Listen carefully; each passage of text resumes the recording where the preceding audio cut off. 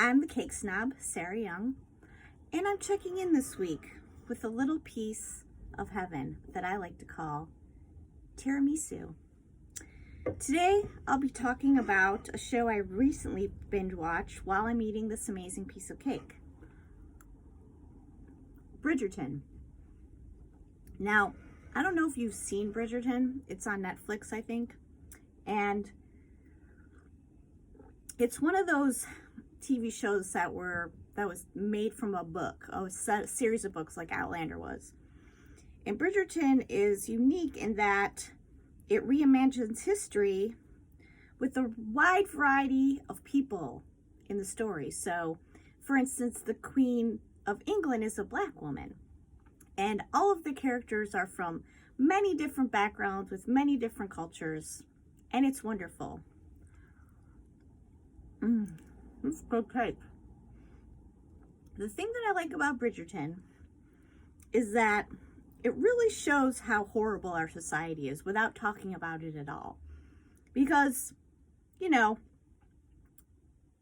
that life with all the colorful personalities and people from different backgrounds, and it's wonderful and it's lovely. And I realize that it's an idealized version of history, but it's also such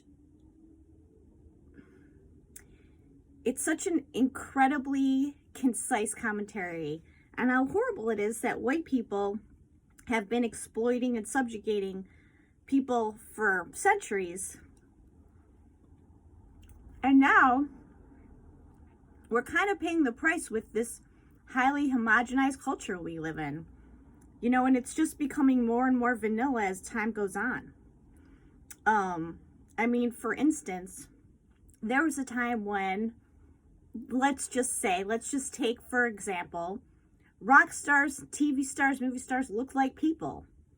And now everybody kind of looks the same. And all the music sounds the same because it's put through this horrible machine where everything is synthesized and made to sound a specific way. And all of the people doing the singing, most of them have had work done for one reason or another, getting bigger butts, smaller noses. And it's made our culture much less interesting.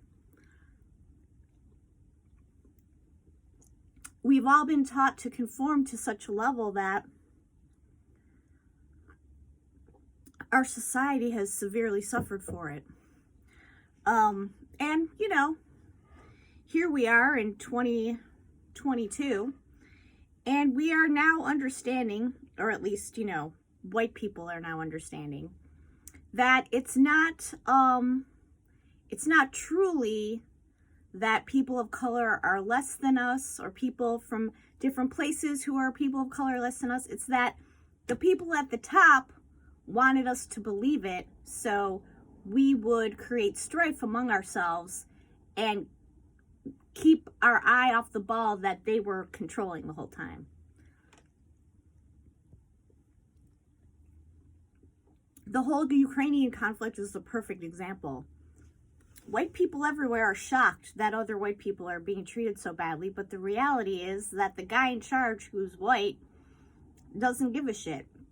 And really, the people in charge here who are white, they don't give a shit either. They've just convinced us all that the enemy is Mexican, or the enemy is African, or African American, or Black, or, you know, whatever, Muslim, you know. And the reality is that we're all much more alike than we are with the white people in charge. The white people in charge are horrible people. I mean, clearly, look at what they've created.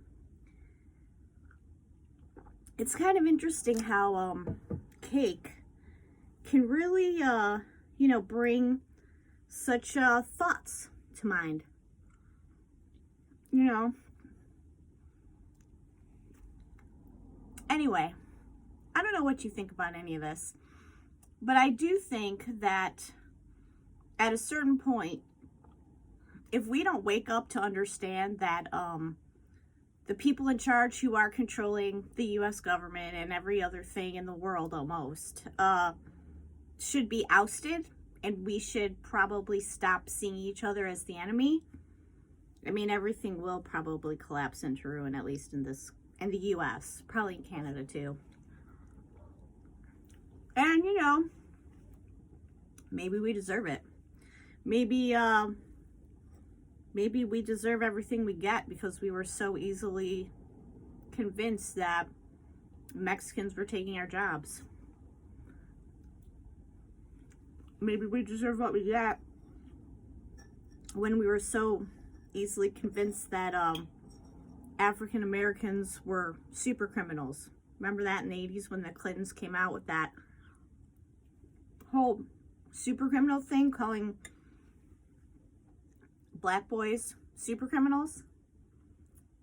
I mean, we believed it. Anyway, my cake, as you can see, is gone. So that ends this segment of Cake Snob. Hope to see you again next week.